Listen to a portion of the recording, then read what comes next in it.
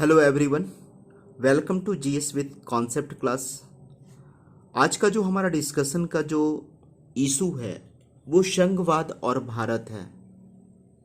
ये यूपीएससी और state civil services का एक हिट टॉपिक है मेंस का, जहां से आपको क्वेश्चन अक्सर देखने को मिल जाते हैं।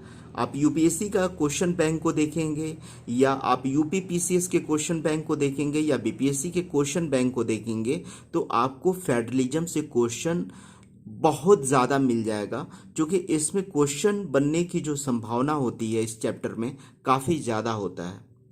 इस बार के लिए जो बीपीएससी 66 और बीपीएससी 67 का जो मेंस होगा उसमें संघवाद और कोविड-19 से क्वेश्चन 100% पूछे जाने की संभावना है कि कोविड-19 पेंडेमिक के दौरान इंडिया में फेडरलिज्म का क्या कंडीशन रहा है। यहाँ से क्वेश्चन आपको पूछा जाएगा डेफिनेटली। तो इसलिए मैंने इस चैप्टर को सिलेक्ट किया है और हम लोग इसको स्टार्ट करते हैं। फर्स्ट ऑफ ऑल इसके बेसिक्स की बात करेंगे कि फेडरलिज्म क्या होता है। फिर हम लोग इसमें देखेंगे कि फर्स्ट में हम इसमें इंट्रोडक्शन देख लेंगे, सेकंड में हम इसकी विशेषता को देखेंगे, थर्ड में हम सहकारी बनाम प्रतिस्पर्धी संघवाद यानी कोऑपरेटिव एंड कॉम्पिटिटिव फेडरलिज्म।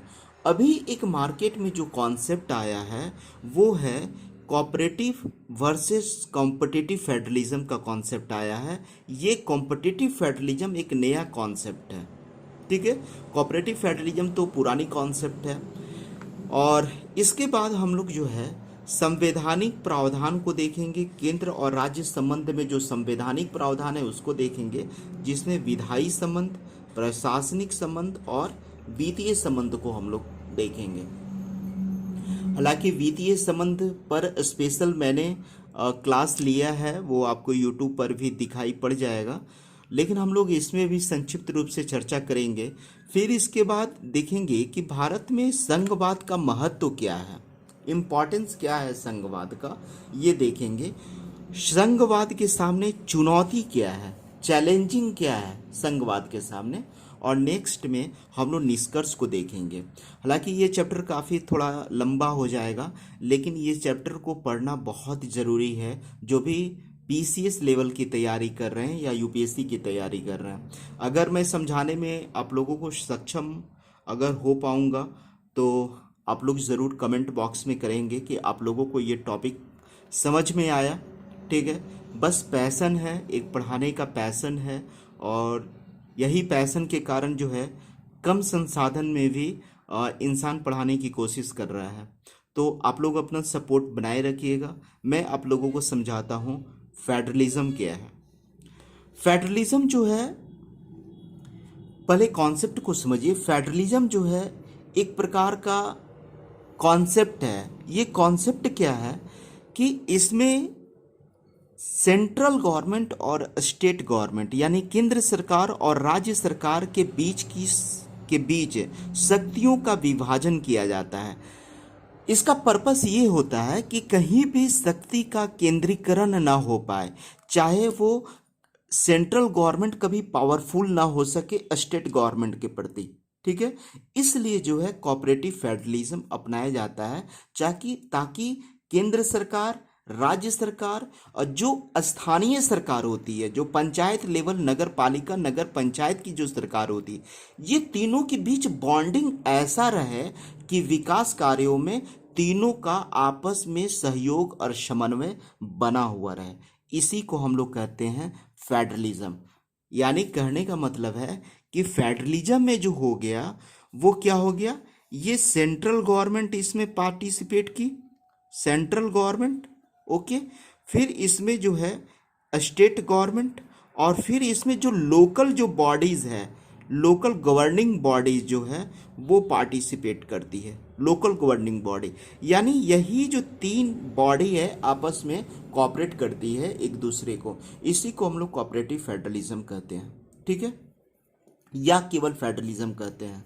इसकी विशेषता क्या होती है आप थोड़ा सा देख लेंगे।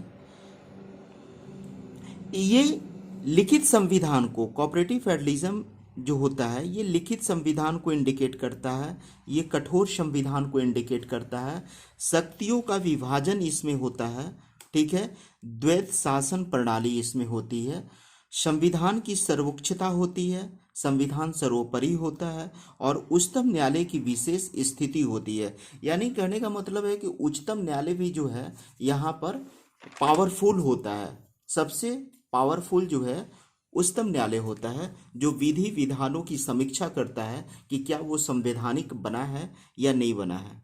तो हम लोग लिखित संविधान पर डिस्कस करते हैं। देखिए लिखित जो संविधान है, लिखित संविधान जो है वो क्या है, लिखित संविधान क्या है, तो किसी भी संघ का सबसे प्रमुख जो लक्षण होता है उनके पास एक लिखित हो, ठीक है, जहां पे लिखित संविधान होना कोऑपरेटिव फेडरलिज्म या केवल फेडरलिज्म के लिए जरूरी होता है, जिससे कि जरूरत पड़ने पे केंद्र और राज्य सरकार का मार्गदर्शन प्राप्त कर सके। भारतीय संविधान एक लिखित संविधान है और दुनिया का सबसे विस्तृत संविधान है।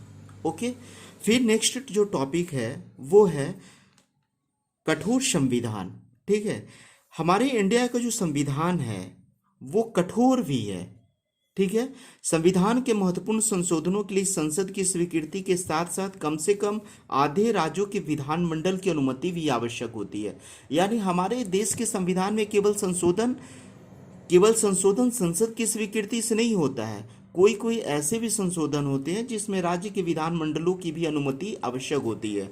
थर्ड नंबर पे है शक्तियों का विभाजन। तो शक्ति का विभाजन सेंट्रल गवर्नमेंट और स्टेट गवर्नमेंट के बीच किया जाता है। ये संघ सूची हो गया, राज्य सूची हो गया और समवर्ती सूची हो गया।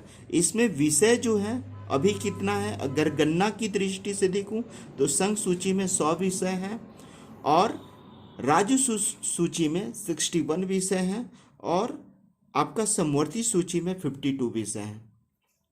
फिर इसके पश्चात जो है द्वैत शासन प्रणाली है। यहाँ पे केंद्रीय सरकार और राज्य सरकार दोनों प्रकार के विधानमंडल पाए जाते हैं, ठीक है। एक संसद पाया जाता है और स्टेट में क्या होता है, राज्य विधानमंडल होता है। फिर से मैं रिकॉल करवा दूंगा आप लोगों को, चीज़ें याद हो जाएगी। फिर हम देखेंगे संविधान की सर्वोच्चता होती है। भारत में न तो केंद्रीय सरकार सर्वोच्च है और न ही राज्य सरकार सर्वोच्च है, ठीक है। न तो केंद्रीय सरकार सर्वोच्च है, न ही राज्य सरकार है। अगर सबसे ज़्यादा सर्वोच्च है तो वो हमारा संविधान है, ठीक है। और इस संविधान के नियम के अनुसार विधि सम्मत कानून बना है या नहीं बना है, इसका जस्टिफिकेशन कौन करता है, तो सुप्रीम कोर्ट करती है। तो यही है उच्चतम न्यायालय की विशेष स्थिति में इसी पॉइंट पर डिस्कस किया गया है कि संघ के अन्य लक्षणों में एक महत्वपूर्ण लक्षण है कि उसके पास एक स्वतंत्र न्यायपालिका होती है और ये जो न्यायपालिका है वो संविधान की व्यवस्था करती है, संविधान के अनुसार विधि सम्मत नियमों का अनुपालन करवाती है, ठीक है। तो ये 4-5 पॉइंट आप लोग लिख दीजिएगा। अगर आपसे पूछा जाएगा कि भारत में जो संघवाद है उसकी विशेषता क्या है, तो ये 4-5 पॉइंट को आप लोगों को लिख देना है एग्जामिनेशन में। लिखित संविधान होना चाहिए, कठोर संविधान है, शक्तियों का विभाजन है, द्वैत शासन प्रणाली है, संविधान की सर्वोच्चता है, उच्चतम न्यायालय की विशेष स्थिति है, ठीक है।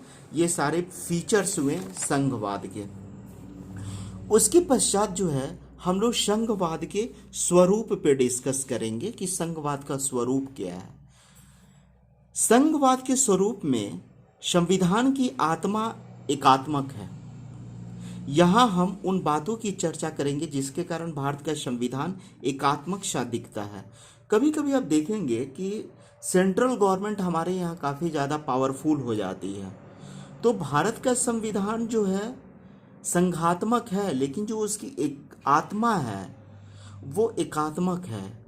कभी कभी आप देखेंगे कि किसी विशेष स्थिति में सेंट्रल गवर्नमेंट काफ़ी ज़्यादा पावरफुल हो जाती है।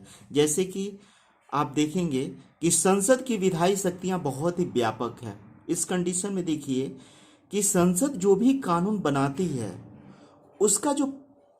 उसका जो फैलाव है वो काफ़ी ज़्यादा व्यापक है। कैसे है कि विषम परिस्थितियों में सदैव संसद उन विषयों पर भी कानून बना सकती है जो राज्य सूची के में दिए गए हैं।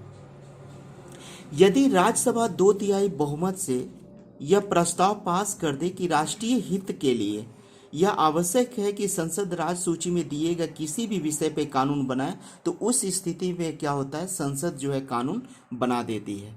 तो राज्य सूची के विषय पर भी कौन कानून बना रहा है, तो केंद्रीय सरकार बना रही है, संसद बना रही है। तो कभी कभी आप देखेंगे कि सेंट्रल गवर्नमेंट ज़्यादा पावरफुल हो जाती है। दूसरी स्थिति क्या होती है कि दो या अधिक राज्यों के विधानमंडल, यदि दो या अधिक राज्यों के विधानमंडल संसद को ये अधिकार दे दे कि वह राज्य सूची में शामिल किसी विषय पे कानून बनाए, तो संसद क्या कर सकती है, कानून बना सकती है उस पर। ठीक है, दो से अधिक राज्य का अगर विधानमंडल अगर अनुमति कर देता है कि आप राज्य सूची के विषय पे कानून बनाइए जो राष्ट्र हित में है, तो क्या करती है, केंद्रीय विधानमंडल यानी संसद उस पे कानून बना सकती है। थर्ड है कि जब आपातकाल की घोषणा राष्ट्रपति के द्वारा की जाती है, जब आपातकाल की घोषणा राष्ट्रपति के द्वारा की जाती है, तो उसमें भी संसद क्या हो जाती है, पावरफुल हो जाती है। नेक्स्ट सेक्शन है कि संसद किसी भी राज्य का आकार घटा बढ़ा सकती है, यानी भारतीय संसद नवीन राज्यों का निर्माण कर सकती है और राज्यों के आकार को घटा बढ़ा सकती है। तो ये पावरफुल हुई ना, अगर संसद जो है राज्य के आकार को अगर घटा बढ़ा सकती है, तो नवीन राज्यों का निर्माण कर सकती है, तो राज्यों के आकार को घटा बढ़ा सकती है, तो संसद पावरफुल हुई। आप देखेंगे कि राज्य में जो है डिफरेंट जगह से अभी अलग अलग राज्यों की मांग हो रही है, जैसे कि असम से बोडोलैंड की मांग हो रही है, वेस्ट बंगाल से गोरखालैंड की मांग हो रही है, महाराष्ट्र से विदर्भ की मांग हो रही है, इवन यहाँ की बिहार में भी मिथिलांचल से अलग राज्य बनाने की मांग हो रही है। तो इसके लिए कौन पावरफुल हो जाता है, संसद हो जाता है। राज्यों के अपने अलग संविधान नहीं होते हैं, हमारे यहाँ जो है, हमारे यहाँ राज्यों के संविधान हैं, तो हमारे यहाँ राज्यों के संविधान नहीं है। संविधान कहाँ पर है, तो केवल एक ही है संविधान। लेकिन आप देखेंगे कि अमेरिका और स्विट्जरलैंड में राज्यों के अलग अलग संविधान होते हैं, किंतु भारत में केवल एक संविधान है। ठीक है, दोहरी नागरिकता का अभाव है हमारे यहाँ क्या है, दोहरी नागरिकता का अभाव है। भारतीय संविधान दोहरी नागरिकता के सिद्धांत को भी स्वीकार नहीं करता है। हमारे यहाँ लोगों को कि क्या दो नागरिकता मिलता है क्या, हम कहते हैं कि हम बिहार राज्य के नागरिक हैं और भी हम सेंट्रल गवर्नमेंट भारत सरकार के भी नागरिक हैं, नहीं, हमारी जो सिटीजनशिप है सिंगल वन है। एकात्मक न्याय व्यवस्था क्या है, तो एकात्मक न्याय व्यवस्था में भारत में एकल न्यायपालिका है और यह सभी प्रकार के कानूनों की व्याख्या करती है और उच्चतम न्यायालय के अधीन में कार्य करती है। जितने भी हाई कोर्ट होते हैं या अधीनस्थ न्यायालय हैं, वो सबसे नीचे हैं और सबसे सुप्रीम कंडीशन में कौन है, तो वो है सर्वोच्च न्यायालय। सर्वोच्च न्यायालय को अभिलेख न्यायालय कहा जाता है, क्योंकि वो कोई भी अगर जजमेंट करती है तो उसका रिकॉर्ड मेंटेन होता है और उसी बेसिस पर हाई कोर्ट और अधीनस्थ न्यायालय डिसीजन देते हैं। ठीक है, राज्यपाल की भूमिका क्या है, तो देखिए ये भी एकात्मक शासन व्यवस्था को इंगित करता है। कैसे करता है, तो जहां तक राज्यपाल की नियुक्ति कौन करते हैं, तो राष्ट्रपति द्वारा किया जाता है। राज्यपाल किसके पर्यंत बने रहते हैं अपने पद पर, तो राष्ट्रपति का। इसलिए कहा जाता है कि राज्यपाल जो होते हैं वो राज्य में केंद्र के एजेंट के रूप में काम करते हैं। तो ये सारी चीजें इंडिकेट करती है कि भारत में संघीय शासन व्यवस्था है, लेकिन उसके साथ ही साथ यहाँ पर एकात्मकता के भी लक्षण है। एक बार मैं फिर फाइनल से पॉइंट आउट आप लोगों को करवा दूंगा। आपातकाल में भी संघात्मक संविधान क्या हो जाता है, एकात्मक रूप धारण कर लेता है। जैसे कि संकट काल में जब भी इमरजेंसी लागू होती है, तो उस समय क्या होता है कि संसद उन विषयों पर भी कानून बनाती है जो राज्य सूची में सम्मिलित होता है। संविधान मूलतः संघात्मक है हमारे यहाँ, यह ठीक है कि संविधान के कई ऐसे तत्व हैं जो यह दर्शाता है कि संविधान की आत्मा एकात्मक है। फिर भी हम इस विचार से सहमत नहीं हैं कि संविधान संघात्मक है ही नहीं। अगर आपसे क्वेश्चन पूछा जाएगा कि क्या भारत का जो व्यवस्था है, क्या भारत में संघीय शासन व्यवस्था है या एकात्मक शासन व्यवस्था है, अगर इस टाइप से अगर मेंस में क्वेश्चन पूछा जाता है तो आपको संघीय शासन व्यवस्था का इंट्रोडक्शन देंगे। संघीय शासन व्यवस्था के लिए जो जो मैंने पॉइंट आप लोगों को गिनाया है, जैसे क्या क्या गिनाया मैं, संविधान की सर्वोच्चता होनी चाहिए, लिखित संविधान होना चाहिए, कठोर संविधान होना चाहिए, शक्तियों का विभाजन होना चाहिए, उच्चतम न्यायालय की विशेष स्थिति होनी चाहिए, संविधान की सर्वोच्चता होनी चाहिए। ये 6 पॉइंट को आप लोग लिख दीजिएगा। अगर आपसे पूछिएगा कि क्या एकात्मकता के भी लक्षण को रखता है, तो आप लिख सकते हैं कि हाँ, एकात्मकता के भी लक्षण को रखता है। कब? तो इमरजेंसी पीरियड में, जब इंडिया में आपातकाल लागू होती है। राज्यपाल की स्थिति को भी आप ध्यान में रख सकते हैं। अखिल भारतीय सेवाओं का सृजन को भी आप रख सकते हैं। आप देखेंगे कि यूपीएससी में जो भी आईएएस, आईएफएस, आईपीएस जो भी कैंडिडेट बनते हैं, आईआरएस जो बनते हैं, वो तो स्टेट गवर्नमेंट के अंडर में काम करते हैं ना। हालांकि उनका अपॉइंटमेंट सेंट्रल गवर्नमेंट करती है, लेकिन वो राज्य में आकर अपनी सेवाएं देती है, तो वो भी तो एकात्मक शासन व्यवस्था को इंडिकेट करता है। ठीक है, तो आप लोग दोहरी नागरिकता का अभाव वगैरह ये सारे पॉइंट को आप लिख देंगे तो आपका आंसर कंप्लीट हो जाएगा। उसके पश्चात हम लोग थोड़ी सी कॉन्सेप्ट के लिए देख लेते हैं कि सहकारी संघवाद और बनाम प्रतिस्पर्धी संघवाद क्या होता है। इस चीज को थोड़ा सा आप लोग देख लीजिए। देखिए, मैं थोड़ा सा संक्षिप्त में इसमें बता देता हूं कि सहकारी संघवाद में केंद्र और राज्य एक दूसरे के साथ क्षैतिज संबंध स्थापित करते हैं, एक दूसरे के सहयोग से अपनी समस्याओं का हल करते हैं। इसको मैं पहले भी बता चुका था। इस अवधारणा से यह स्पष्ट किया जाता है कि केंद्र और राज्य में कोई भी श्रेष्ठ नहीं है। सहकारी संघवाद में जो क्या है, या कोऑपरेटिव फेडरलिज्म बोलिए, सहयोगी संघवाद बोलिए, सब एक ही बात है कि इसमें स्टेट गवर्नमेंट और सेंट्रल गवर्नमेंट मिलजुल करके काम करती है। आप जो है 7वीं अनुसूची में निर्दिष्ट मामलों पर एक दूसरे के साथ सहयोग करने के लिए बाध्य हैं, आप इसको देख सकते हैं। लेकिन प्रतिस्पर्धी संघवाद का कॉन्सेप्ट को समझिए। प्रतिस्पर्धी संघवाद का जो कॉन्सेप्ट है वो केंद्र और राज्य सरकारों के मध्य लंबवत संबंध को इंडिकेट करता है, जबकि राज्य सरकारों के मध्य क्षैतिज संबंध को इंडिकेट करता है। देखिए, अभी मैं पहले भी मैं बताया कि प्रतिस्पर्धी जो संघवाद है ये एक नया कॉन्सेप्ट आया है, जो कि 1990 में, जो 1991 में जो एलपीजी आया, उसके पश्चात ये कॉन्सेप्ट आया था हमारा कोऑपरेटिव फेडरलिज्म का। इसमें बात ये हुई थी कि वैसे स्टेट जो काफ़ी ज़्यादा विकसित हैं, जैसे आप देखेंगे तो गुजरात, महाराष्ट्र,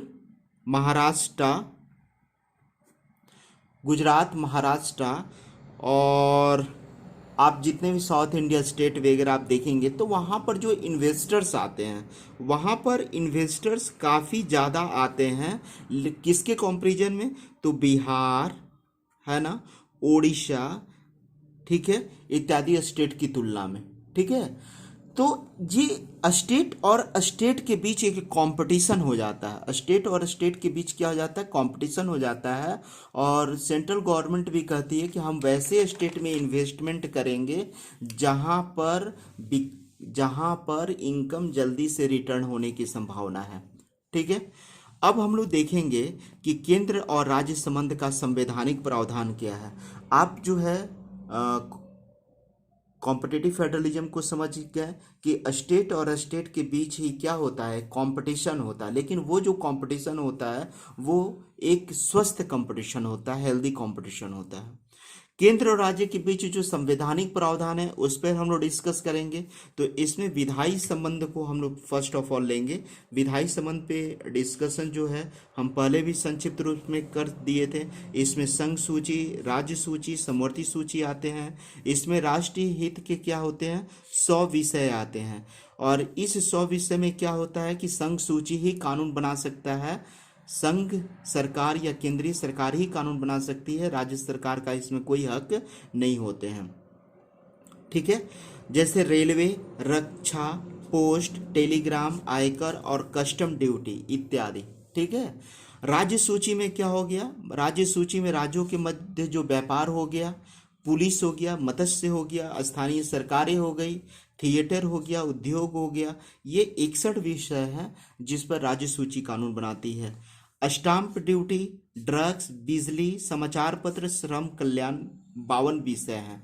तो इस पर ध्यान रखिएगा कि संघ सूची में कौन विषय आ गया, राज्य सूची में कौन से विषय आ गए और समवर्ती सूची में कौन से विषय आ गए। उसके पश्चात हम लोग देखेंगे प्रशासनिक संबंध को हम लोग देखेंगे। इस प्रशासनिक संबंध में आप देखेंगे कि इसका चर्चा अनुच्छेद 256 से 263 तक किया गया है और केंद्र सरकार और राज्य सरकार के बीच प्रशासनिक संबंधों की चर्चा की गई है। इसमें क्या है कि प्रशासनिक संबंधों के विभाजन में संघीय सरकार अधिक शक्तिशाली है और राष्ट्रीय हित को ध्यान में रखते हुए राज्य सरकार के प्रशासन पर संघ को पूर्ण नियंत्रण प्रदान किया गया है। केंद्र को यह अधिकार दिया गया है कि वह आवश्यकता अनुसार कभी भी राज्य को निर्देश दे सकता है। इसके अलावा संसद को यह अधिकार है कि वह अंतर्जातीय नदी विवादों पर फैसला कर सकती है। अखिल भारतीय सेवा के अधिकारियों की भर्ती भी केंद्र सरकार के द्वारा की जाती है, परंतु उनके राज्यों में सेवाएं प्रदान करना होता है। तो इसमें क्या क्या आप इम्पोर्टेंट देखें। एक तो इम्पोर्टेंट आपने देखा कि इस आर्टिकल्स को याद रखना है। आप प्रशासनिक संबंध पूछेगा तो आप लिखेंगे कि संविधान में 256 से 263 के बीच संवैधानिक जो चर्चाएं की गई है वो प्रशासनिक संबंध से रिलेटेड है और ये सारी बातों को आप मेंशन कर देंगे। ठीक है। वित्तीय संबंध की अगर मैं बात करूं तो ये 268 से 293 के बीच है और इसमें सेंट्रल गवर्नमेंट और स्टेट गवर्नमेंट जो है अपना अपना वित्त का इकट्ठा कैसे करती है, करों का बंटवारा कैसे करती है, इस पर दिया गया है और इसी को देखते हुए वित्त आयोग का गठन किया गया है। ठीक है, वित्त आयोग का गठन किया गया है। वित्त आयोग का काम क्या होता है, राज्यों के बीच जो है आय को बांटना, इनकम को बांटना, जो राजस्व से प्राप्ति हो ही रहती है। ठीक है, तो ये सारी चीजें हैं।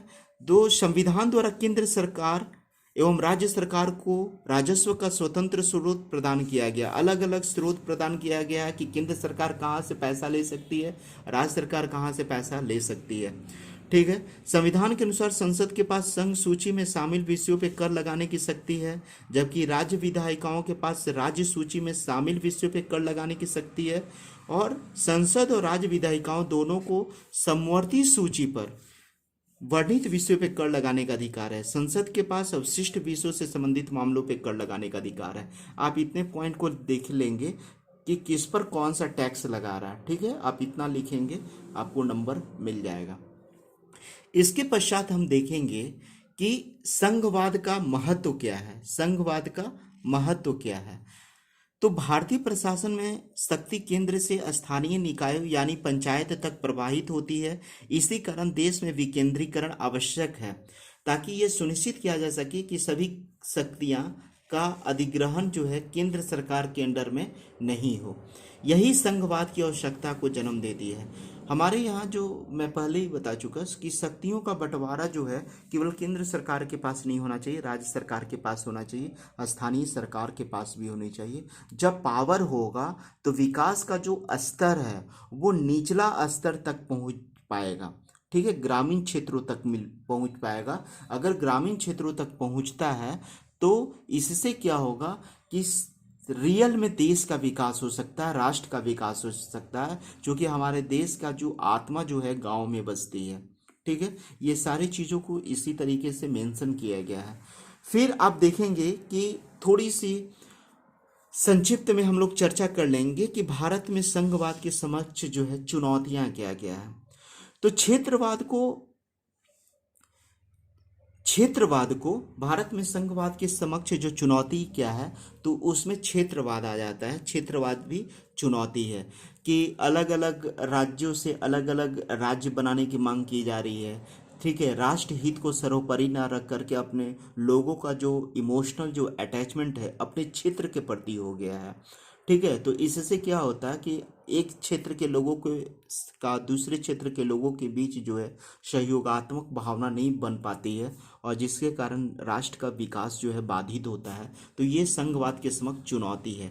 सेकेंड चुनौती क्या है, शक्ति के बंटवारे में कई अन्य प्रावधान भी है जिसमें केंद्र को वरीयता दिया गया है। राज्यों के मध्य केंद्रीकरण का भय उत्पन्न होता है कि कहीं ना पूरा का पूरा पावरफुल जो है सेंट्रल गवर्नमेंट हो जाए। आमतौर पे देखा जाता है थर्ड पॉइंट कि सबसे अधिक विवाद राज्यपाल की नियुक्ति के लिए होता है, क्योंकि राज्यपाल की नियुक्ति तथा पद विमुक्ति जो है केंद्र सरकार मनमाने तरीके से निर्णय लेती है। ठीक ठीक है। इसमें मुख्यमंत्री की सलाह या सहमति को महत्व नहीं दिया जाता है, क्योंकि मुख्यमंत्री इसमें कोई रोल अदा नहीं करता है राज्यपाल की नियुक्ति के संदर्भ में। इसलिए कहा जाता है कि राज्यपाल जो है केंद्र सरकार के एजेंट के रूप में काम करती है, और कभी कभी इसका दुरुपयोग भी होता है इस स्थिति का। राज्यों द्वारा शासन संविधान के उपबंधों के तहत नहीं चलाए जाने पे केंद्र सरकार द्वारा राज्य सरकार को बर्खास्त कर राष्ट्रपति शासन लागू करना। जब संवैधानिक दायरों में अगर किसी राज्य सरकार नहीं चला पाती है तो वहाँ पे राष्ट्रपति शासन लागू हो जाता है। अखिल भारतीय सेवाएं से संबंधित जो है अक्सर विवाद होता है कि ये अधिकारी जो है केंद्र सरकार के एजेंट के रूप में काम करते हैं। केंद्र को यह अधिकार है कि राष्ट्रीय सुरक्षा, सार्वजनिक संपत्ति की सुरक्षा के संदर्भ में केंद्र राज्य में अर्धसैनिक बलों की नियुक्ति कर सकता है। यह स्थिति और अधिक विवादास्पद तब हो जाती है जब केंद्र और राज्य में अलग अलग सरकारें काम करती है और राज्य सरकार की नीतियां केंद्र से मेल नहीं खाती है। कहने का मतलब ये है कि अखिल भारतीय सेवाओं के जो ये होते ऑफिसर होते हैं वो केंद्रीय सरकार का पक्ष लेते हैं, और राज्य में जो अर्धसैनिक बलों की जो तैनाती है वो राज्य सरकार की बात को नहीं मानती, वो हमेशा सेंट्रल गवर्नमेंट के आदेश का इंतज़ार करती है। तो इससे क्या होती है कि स्टेट गवर्नमेंट और सेंट्रल गवर्नमेंट में अक्सर विवाद उत्पन्न हो जाता है, और वैसी स्थिति तब भयावह हो जाती है जब केंद्र में और राज्य में दोनों जगह पे अलग अलग पार्टी की सरकार हो। ठीक है। नेक्स्ट पॉइंट है केंद्र राज्यों के संबंध में खटास की एक मुख्य वजह आर्थिक नियोजन है। देखिए ये काफ़ी ज़्यादा इम्पॉर्टेंट फैक्ट है।